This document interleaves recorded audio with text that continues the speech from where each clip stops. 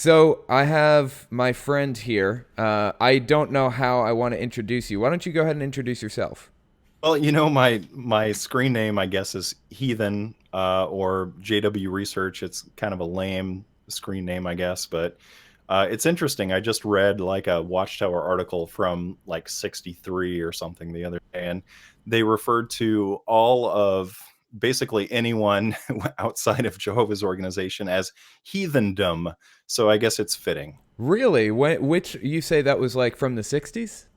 Yeah, 63 Watchtower 63 August 1. It's from the I actually found the article from a book I'm reading called Apocalypse Delayed. I don't have the resource like on my desk, but yeah, like basically anyone outside of Jehovah's Organ. So That is I am super here. fascinating. I love it. So to make a long story short, I guess were a Jehovah's Witness until recently, right? Why don't you tell me about your past with that? Okay, so I actually was not officially disfellowshipped. I disassociated from Jehovah's Witnesses about 16, 17 months ago. I was not raised as a Jehovah's Witness. I was actually, my mom was Lutheran because her mom was Lutheran and or Wait, I lost reformist. you for a second there. You say your best friend was Episcopalian growing up? Yeah, that's correct. Mm. But anyway, that's really beside the point. Anytime I went to church, like either with my mom or my best friend, I always felt like totally creeped out, like I just didn't belong, or just something really worked me, like something didn't feel right. And so basically, since I was a teenager, I've been Okay, since you were a teenager, you were atheist roughly. So to clarify, your mom was Lutheran, and basically everybody correct. in that line was Lutheran, right? Correct. And what was your dad? So my dad, so that's interesting. On my dad's side of the family, I actually had an aunt, and her sons were Jehovah's Witnesses, but they were much older and never really saw them, at Christmas or Thanksgiving or anything, of course, because they never came around Right, because celebrate the holidays. right.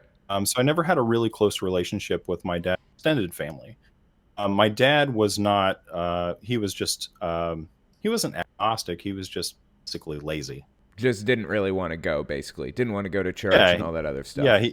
He wasn't religious. Let's just leave it. Got you. So, some of his family was Jehovah's Witness, though. Is that where your entry into it came from? Like, is that how you found yourself in the religion, or what was the story there? No, actually, my entry into this religion came through my wife. So, when I was in college, I met my soon-to-be wife, and she was raised Jehovah's Witness. However, she was inactive at the time. She had left like 17, um, primarily due to lifestyle. She wanted to party. She wanted to go out and have fun, Sure, and I experienced that too. so yeah, sure. So she was never baptized, basically, as a youth. Okay. So, 17 years old, your wife kind of walks away from the religion, I guess, right? Is what you said? That's correct. And then when she was in college down where I lived, and that's where we met. She was about 19, I was about 20, about 22, Oh, 23. 22. Okay. All right. So you meet your wife and she kind of has this affiliation with Jehovah's Witnesses. You already kind of had that opening into it. So I guess that's kind of the door you needed to walk through to get into it. Not exactly. It's a little more complicated than that. And I don't really want to like tell you the long version of the story, but basically, as our relationship went on, she felt longing, like she wanted to get back into it, and she did. Like she started studying again, like right as we got married. I didn't really know anything about Jehovah's Witnesses, despite the fact that I had some family members that were. So I was still not studying, not having anything to do with organization. Meanwhile, we get married, and about a year or so later, she got baptized. So it was a year or two after you guys had gotten married, right? Correct. So she had been like Um, going to meetings that whole time and everything, I guess. she had been going to memorials every year. What had happened is she went to a convention after the year after we got married, and somebody literally turned around and said, "Hey, do you want to study the Bible with me?" Mm. Like, okay. And so she started studying. We were together. She had married a, unbeliever, an Mm. unbeliever, whatever you want to call it. And I don't know if it was like Christian guilt or what she felt exactly, but it's really beside the point. She got baptized. I went to her baptism. Our marriage continued and started to have struggles in our marriage Mm. because of our different belief systems. Okay. So that's kind of the opening that you needed to decide to take part in it. I mean, at this point it seems It like is. your dad didn't really believe it. Your mom was kind of a Lutheran. Um Yeah, it really had nothing to do with my childhood at mm, all, honestly, Telltale. It had only to do with life. Now, bear in mind, like her family were not Jehovah's Witnesses. Only her mother was. So it was like two of them against the world. right. And as our marriage continued, he kind of like put subtle hints and pressures like, hey, do you want to come to the memorial? Hey, do you want to come to the assembly? Blah, blah, blah. Yeah. And, I was very reluctant. Again, I didn't know anything about this religion. One year, he went to the memorial and was like, hey, why don't you look at this, look at that? And I did. And then I did my own independent research and I was like, this is not a thing that I want to be a part of. And at that Really? point, I had major reservations about our relationship, Right. honestly. We're unsure Um, about where it was going, and because I guess because of the clash with the belief system, right? but let me give you an example. Okay. So, when we were dating, got married, like, we'd hang out, we'd party. She'd play video games with me. We'd have a glass of wine. And then after this change, it was more like we were separate lives. Like Mm. I would be sitting on the couch, playing ever Zelda, and she would be like in the room reading the Bible. And it started, there were these like little fissures in our relationship, and that I started to lose you there at the end. You said there were a lot of fissures because, from my understanding, you were saying that you would be playing Zelda and she would be reading the Bible in the bedroom, right? that's correct. So, over time, our relationship started to deteriorate, and we had, at that point, she was pregnant. So we Okay. had, yeah, we have two kids together. We're no longer married. And again, this is kind of a long, drawn out introduction, No, but no, it's fine. Go ahead. I am here for the duration. so we have our first child, and things took a turn for the worse. She basically moved out, and at that point, I'm like, well, the only thing that's going to make her happy is if I'm a Jehovah's Witness. And so I went to the memorial, and an attendant actually came up to me and he's like, hey, do you want to study the Bible? And I was like, okay, sure. So I started studying, and this was about 10 years ago. Okay. Right. So I started studying, again, not raised in the truth, knowing nothing about really Christianity in general, much less Jehovah's Witnesses. And we just got into it. And it took a really long time, dude. I mean, like, I studied the Teach book for probably 2 years. Right. That's the Bible Teach book. What is the full The name? I cannot remember that for the life. Oh, it's what does the Bible really teach? that's The it. yellow book? That's Yeah, the it. yellow book, not the new one, not the gray book. And every single chapter, like there were just so many questions. I'm what does this mean? Like, how do you know this is true? I need more evidence. I need more information to believe that this is true. And my Bible teacher couldn't really give me a straight answer. And so I just had to convince myself that that it was accurate, that, this is the way the Bible is supposed to be interpreted. This is what the Bible really teaches. So I was basically kicking and fighting against this thing the whole time, right? Like you and we have two very different experiences. Right. Like I was not raised in the truth. I didn't have a religious upbringing or background, and I'm just kind of cynical at heart. And so every single thing that came up, like, creation, Noah's Ark, Revelation, what have you, was like, really? Like, like, what reasonable person can find truth in this? Right. Um, And you were how old at this point? Roughly 24, 25, somewhere in there? I was closer to 30. I was in Okay. my late 20s. Yeah. Okay. Um, So you were studying to get baptized at this point, or you were kind of just studying because you had a lot of questions, basically, right? well, no, I was studying to get fix my marriage. That was the whole intention. Like, I never really intended to become a Jehovah's Witness. I just wanted to have a family. Like, Sure. I just wanted to be happy. And I thought it would make me happy. And I thought if I pushed my doubts down, and convinced myself that this was the truth, that everything would be okay. Well, of course, now I know that that's not the case. But at the time, I was naive. Right. Anyway, um, she did come back. My wife and my son, they came back. I was studying. I became an unbaptized publisher. I started going out in service, blah, blah, blah. And after a couple more years, I think there's another book, like Keep Yourself in God's Love. Are you familiar with that I don't one? think so. I can pull it up though real fast. Is it the gray one that has like the picture of the beach? Yeah, it has like clouds on the front, like a Yes. gray. Yeah. Yep. So that's like the second book. I don't know what the um, teaching is now. Like, I think you just have to go through the main first book, but I could be wrong on that. Anyway, we go through the second book, and at that point, I qualify for baptism. So I'm like, 33, 34 years old, and I'm getting baptized. And, I'm in my mind, I'm like, this is going to be good for our family. This is going to be good for me. And I, again, like, had a lot of doubts, even leading up to baptism, but I just had to like push those aside. And I did. I got baptized. Right. And so how old were you? You said you were about 34, 35 when you got baptized? Correct. So Yeah.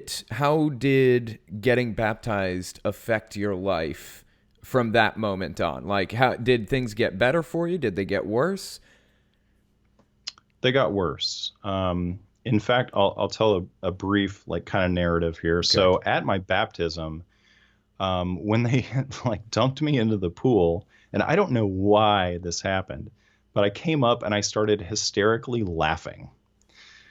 I um I don't know if I was like in denial or if it Right. was just like the absurdity of the situation, but I looked up and there's water like coming down over my eyes and my face.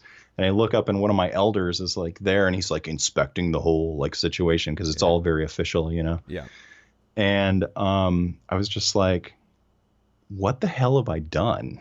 Had Like, regrets from the moment you went under the water, huh? Oh basically man. so. I mean, and things, I mean, honestly, just really went downhill from there. Mm. Like, our marriage just continued to deteriorate.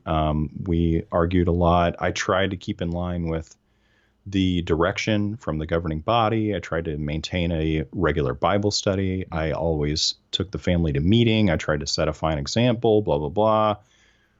But it was never good enough. It was never good enough for her.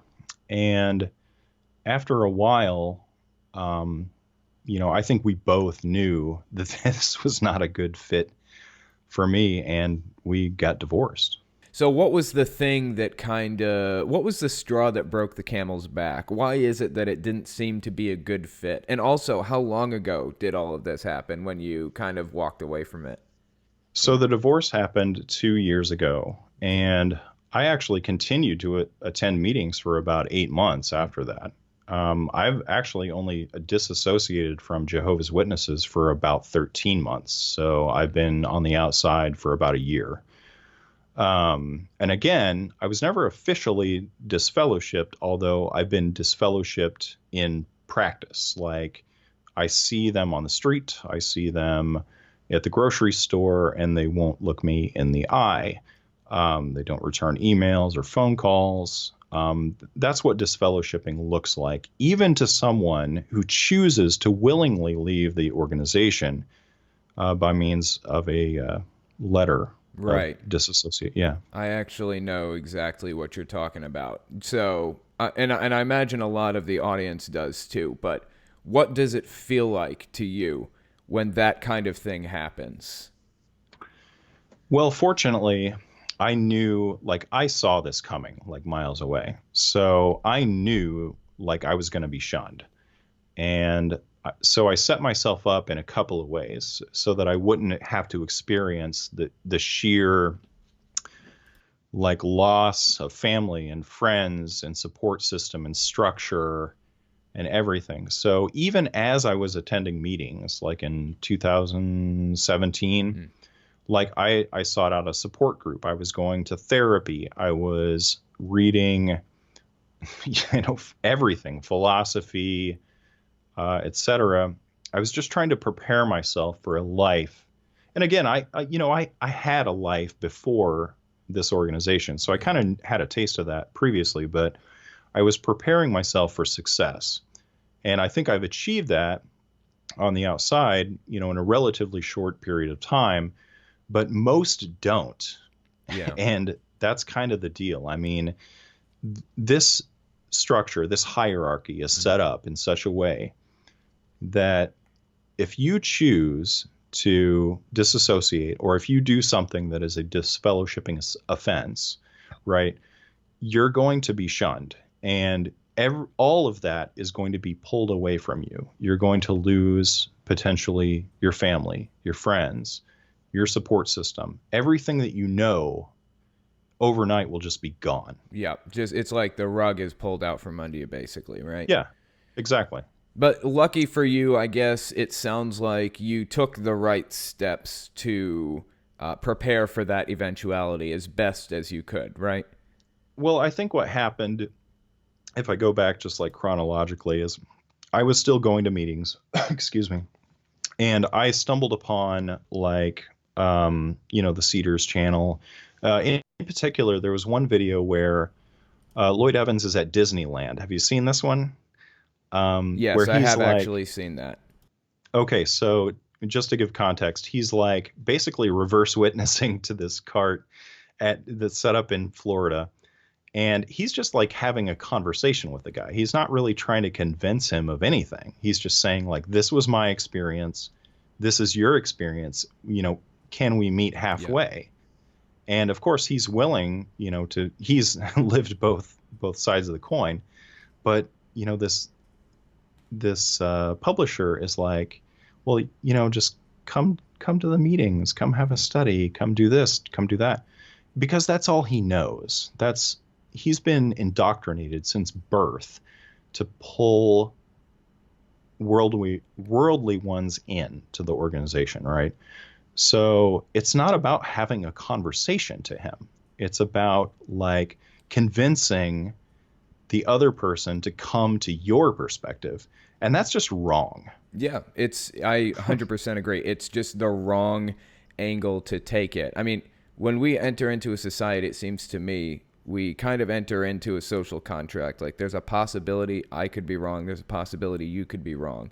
And we have certain things we agree upon. We're not going to be violent, we're not going to manipulate or deceive or lie in the conversation, but Jehovah's Witnesses seem to have kind of disregarded that because they believe that they're right. So it's like ends justify the means, theocratic warfare in their case. I don't know if you've seen Yeah. any of that. Yeah, and I'm not like calling out this particular brother or Right. anything. Like it's from the top down. I mean, he can't help it. I mean, that's what he's been taught his entire life.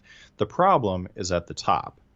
And the governing body and the the society and everything dictates this entire structure that completely controls people's lives. Like when I was this was before I was baptized, but like there was a situation where I was studying and my wife was like, hey, you're still listening to, whatever, System of a Down or something. Okay. And you have all these, this huge collection of zombie movies. You have to get rid of all this shit. Mm. And I was like, okay, why? And she basically told me that I couldn't even sell my zombie movie collection because the demonic influence Mm, would, would impact someone else. that is a She's shame. it is because they're probably pretty valuable today, but um, y- she's rational. Like she is a reasonable, rational Mm, person, like at her base, but she's been so, I don't like to use the term brainwashed, but she's mm, been so programmed sure. to believe this institutionalized, I don't know. It's very frustrating. Would you say an institutionalized shoot, no, we have to work this out. We have to figure out the word is. I don't know that brainwashing is the right word either. I think It's Stephen like, Hassan talks about that a little bit. yeah, yeah. It's just like a structure. Like Yeah. there are no hard and fast rules. Like, my kids play Pokemon. They Hmm. they read Harry Potter. They play Zelda. But they're Jehovah's Witnesses. They're being raised as Jehovah's Witnesses, and I have no control over that. I can only Right. control like their how they think. Yeah. We just basically don't talk. I mean, living, co-parenting with this Jehovah's Witness, I can't really even explain like what that's like in 30 minutes, I but can't even imagine. it's real tough, man. Yeah. I mean, it's like they have this one system of rules there, and then here they have like, reality. Yeah. And I'm not trying to disparage her household or anything like that. It's just like her rule set is based upon something else. It's not based upon her own like internal beliefs or anything like that. So if we want to play, you know, Fortnite or something, we're going to play Fortnite. Right. But to her, that's bad. That's a bad thing. Right. So that's really interesting. You touched on something that I find fascinating because when I was kind of coming out of the religion, I had a daughter with the mother, and the mother was not a Jehovah's Witness. I was not a Jehovah's Witness any longer either, but I still believed it. So I'm coming at it from the other perspective where I was trying to raise my daughter as a Jehovah's Witness, and the mother was fighting me on it. It's so fascinating to hear the other side and think about the other Yeah, side now. You know what yeah, I mean? yeah. And I think leading up to our discussion, there's like another aspect of the story really haven't touched on. I'd like to devote some time to if Sure. we can. So after I got baptized, I got this job, right? Mm. This job was with some Jehovah's Witnesses that were not in my direct congregation, but they were like friends of friends, basically. Um, excuse me. And I was doing basically IT support for this company. They had extended this job offer to me. I didn't really know anything about the industry at the time, but basically, this company was a financial services company, um, like a not a credit card company, but you basically like a merchant services Mm. company, right? So when you are a business and you need to accept credit cards, you go to a merchant acquirer and they sign you up, to accept credit cards so that you have a relationship with, Visa, MasterCard, whatever, so that you can accept credit cards. Anyway, so I got this job and it was great. It was a really well-paying job. Everyone there was Jehovah's Witness. I was very happy in the position. After a year or so, this company that I worked for actually got a contract with the branch office, Mm. right? So the branch office, for those who don't know, is like the headquarters or the compound of Jehovah's Witnesses in New York, and they determine all the financial affairs of the entire sect, of the entire religion. Right. Um, this company that I worked for received a contract to provide all the credit card processing for all the circuit assemblies for the entire United States. That is a So massive commitment, I imagine. uh, Not only that, but it's a huge amount of money. I Yeah. mean, you have no idea. So, Yeah. I mean, merchant services companies only make like 1 or 2% per transaction, but if you multiply that times, a couple million, then you're talking pretty good money. Yeah. So anyway, my job was essentially to set up credit card equipment at um, every year. Jehovah's Witnesses have 3 like major events they attend. Like they have 2 assemblies and then 1 major convention. So I did the 2 big assemblies and we did them across the entire country. So I would set up like all the accounts. I would set up all of the processing, all of the equipment, etc. And the company that I worked for would, basically skim off the top. I didn't know this at the time, but my employer had actually had a history. Again, he was a Jehovah's Witness, but he had been disfellowshipped a couple of times. Once was for unrelated reasons. It was for like his wife cheating or something. But he actually committed embezzlement as well while he was a Jehovah's Witness. He basically embezzled a whole bunch of money from a whole bunch of people that he has not paid back to this day. That's not good. It's not good at all. And I didn't know any of this, but the branch office did. And they gave him this contract anyway to do this work. I think he currently served. I didn't know that they knew that. They did, and he currently serves as like a traveling speaker. He's like a ministerial servant. He might even be an elder at this point. I don't know. He fired me a year ago. Right. Why did he fire you, by the way, as a quick aside? Was it for religious reasons or?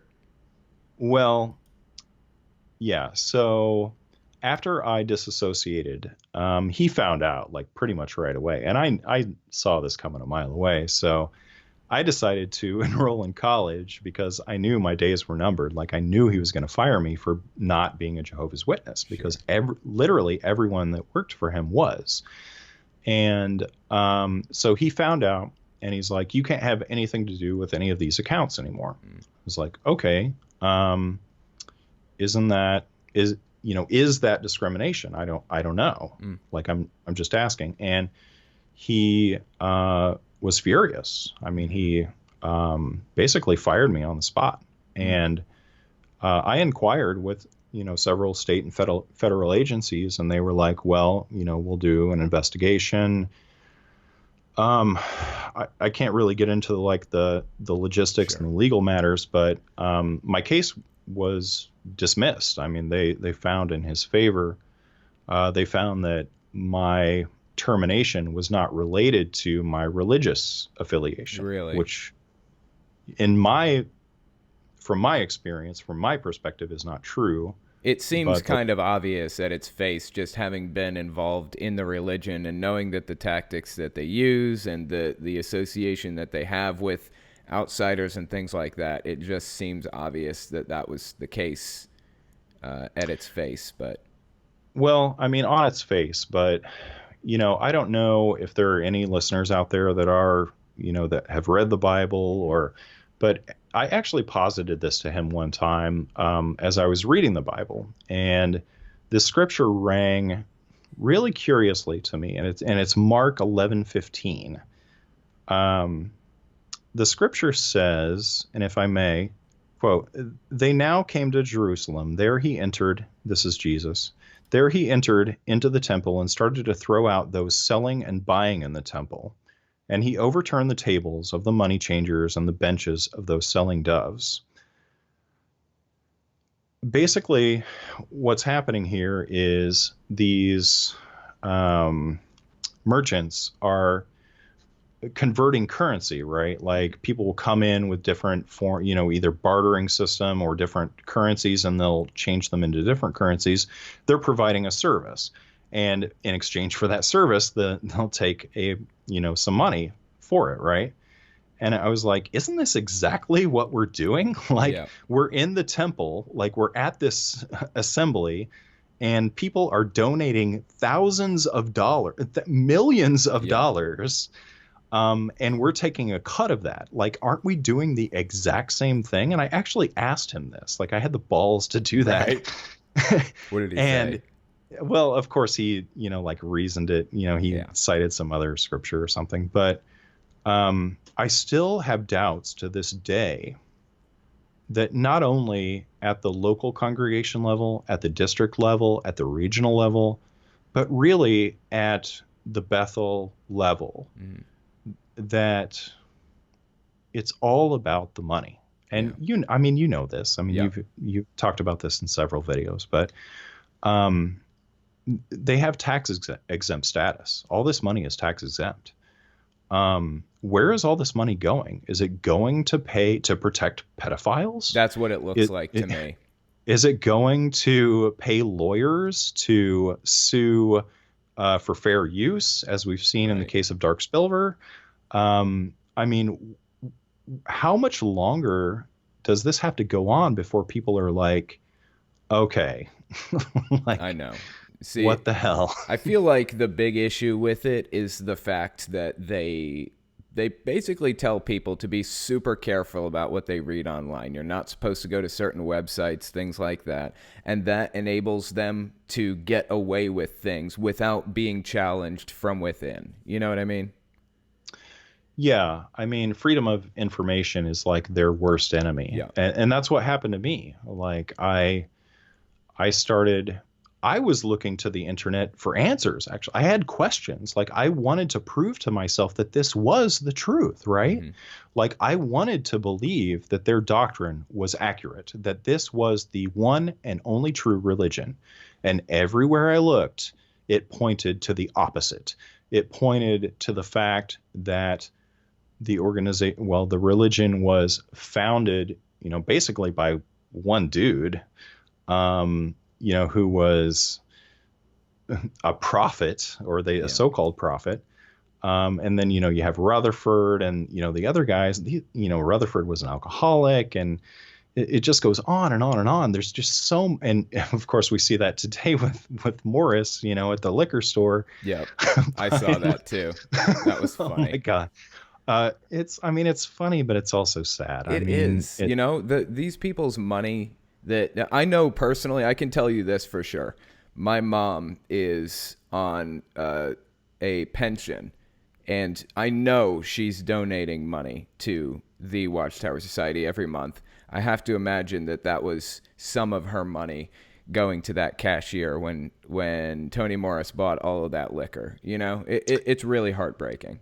Yeah, I mean, it's just not like any liquor. I mean, it's like $900 of top shelf, single malt scotch. Okay, so, and I mean, they've gone in. You can read it however you want, but that is the activity, and this is my opinion. That's the activity of an alcoholic. When you buy and you take it out of the box, even, and you're by yourself, and it's. It's not a good. It's not a lot good of look, red man. flags. Yeah. I just want to leave with one thought. So, my friend came over the other night, and we were talking about all this stuff because I'm working on, I'm doing a research paper on Kingdom songs right now. I'm writing a memoir, and we're writing an album about my experience. And I was like, hey, buddy, what do I say to my wife to convince her that she's wrong? To just say, hey, this has to stop. You can't be a Jehovah's Witness. You can't raise my kids as Jehovah's Witnesses. And he said something really poignant. He said, well, saying to her that she can't be a Jehovah's Witness is like her saying to you that you can't be an atheist. Mm. And I really have thought about that this week. And, I think the level of programming is so intense that our only hope is to prevent future persons from entering into this relationship with this cult. I'm just going to say cult. Right.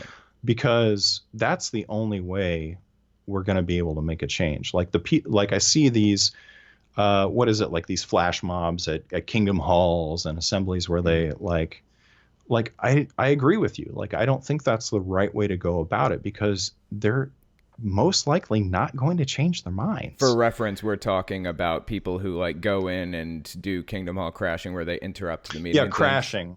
Yeah, crashing. Right. I couldn't think of it, but they call us we're apostates, right? Mm-hmm. So they call us mentally diseased. Is that correct? Yes.